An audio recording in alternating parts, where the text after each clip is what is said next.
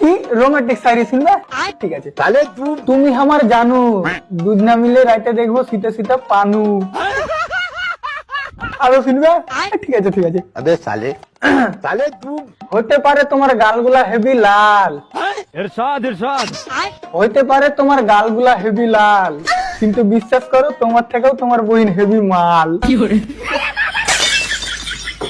সত্যি কথা বললে কাহারির হজম হয় না, বুঝতে পারলে? बात तो सही है।